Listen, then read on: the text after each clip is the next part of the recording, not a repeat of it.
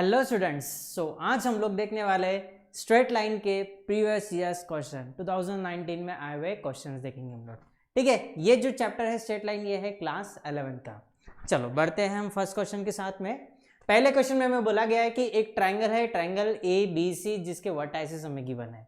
ठीक है, और उसके साथ में बोला है कि एंगल बी कितना है, 90 डिग्री है। सो हमें के का वैल्यू निकालना है। तो सबसे पहले हम लोग क्या करेंगे, एक ट्राइंगल बना लेंगे। ये बन गया हमारा ट्राइंगल। ठीक है, और बी पे बोला है 90 डिग्री। ये हो गया वर्टेक्स ए, ये हो गया वर्टेक्स सी। ए के कोऑर्डिनेट्स हमें गिवन है 5,8, बी के कोऑर्डिनेट्स हमें गिवन है -3,4 एंड सी के कोऑर्डिनेट्स हमें गिवन है 7, के। ठीक है, सो हमें क्या निकालना है, के कोऑर्डिनेट्स निकालने हैं। चलो कैसे हम लोग सॉल्व करेंगे। सबसे पहले हम लोग क्या करेंगे, हमें मालूम है कि ये ट्राइंगल क्या है, राइट एंगल ट्राइंगल है। सो ये क्या हो गया, 90 डिग्री हो गया, है ना। That means A B is perpendicular to A C. ठीक है, अब इनके स्लोप्स के बारे में भी सेम रिलेशन रहेगा। दो लाइंस जब एक में को परपेंडिकुलर होती है तो स्लोप्स का रिलेशन कौन सा आता है, m1 into m2 is equal to -1। That means slope of AB into slope of BC that will be equal to -1। इसके लिए सबसे पहले हमें क्या करना पड़ेगा कि हमें AB का स्लोप निकालना पड़ेगा। ठीक है, सो हम लोग क्या निकालेंगे, स्लोप ऑफ AB। ठीक है, स्लोप ऑफ AB का फॉर्मूला क्या है, y2 - y1 upon x2 - x1। A के कोऑर्डिनेट्स को हम लोग मान के चलेंगे x1 y1, B के कोऑर्डिनेट्स को मान के चलेंगे x2 y2। So slope of AB क्या रहेगा, y2 - y1 4 - 8 upon -3 -5 that will be equal to -4 upon -8 that will be equal to 1/2। ठीक है, वैसे ही हम लोग क्या करेंगे, BC का स्लोप निकाल लेंगे। सो स्लोप ऑफ BC वो कितना हो जाएगा, k -4 upon 7 -3 that will be equal to k -4 upon 7 + 3 that will be equal to 10। ठीक है, स्लोप्स का रिलेशन क्या है, slope of AB into slope of BC that will be equal to -1, है ना।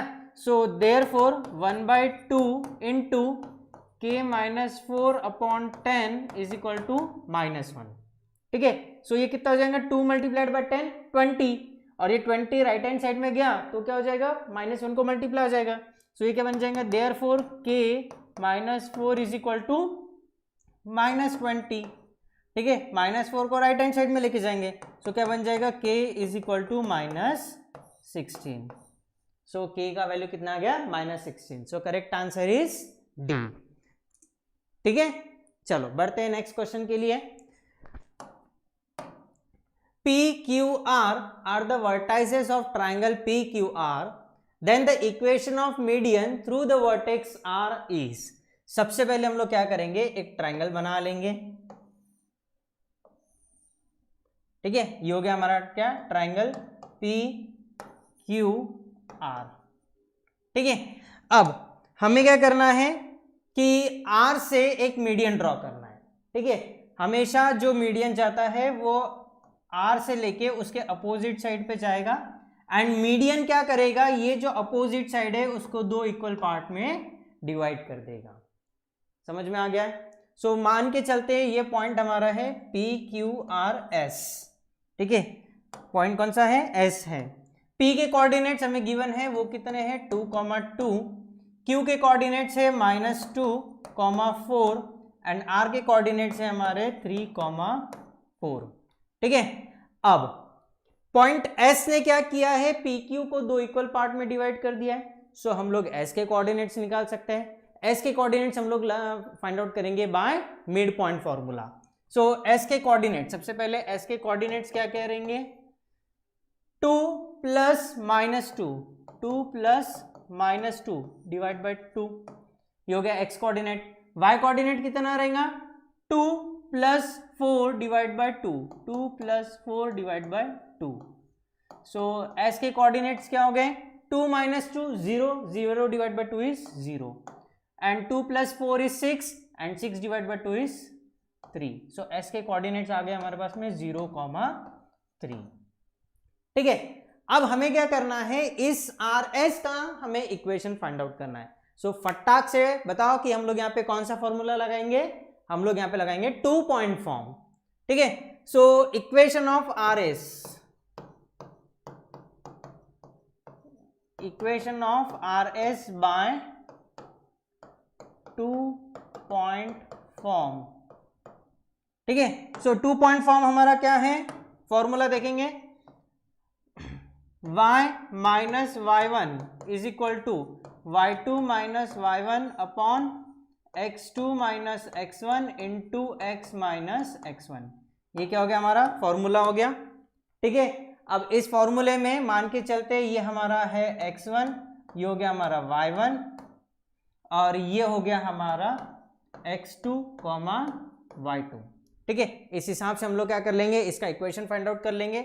देयरफॉर y माइनस y1 कितना है, 3 is equal to y2 minus y1 4 minus 3 upon x2 minus x1 3 minus 0 into x minus 0। ठीक है, value substitute कर दिया, फटाक से इसको सॉल्व कर लेंगे। सो ये कितना हो जाएगा, 4 minus 3 is 1 and 1 divide by 3। ठीक है, so y minus 3 is equal to 1 by 3 into x minus 0। x minus 0 is x, so इसको लिखेंगे x। ये 3 से यहाँ पे मल्टीप्लाई करेंगे, सो ये बन जाएगा 3y minus 9 is equal to x। Therefore ये सब चीज़ों को राइट हैंड साइड में ट्रांसफर करेंगे, सो ये क्या बन जाएगा, x minus 3y plus 9 equal to 0। कौन सा ऑप्शन मैच हो रहा है, x minus 3y plus 9 equal to 0, D option match हो रहा है। ठीक है, समझ आ गया, बहुत ही सिंपल सा सवाल था जो कि आया था ईयर 2019 में। चलो बढ़ते हैं नेक्स्ट एग्जांपल की ओर। P Q R are the vertices, okay same हो गया। Next one, the angle subtended by the line segment joining A and B at the origin is.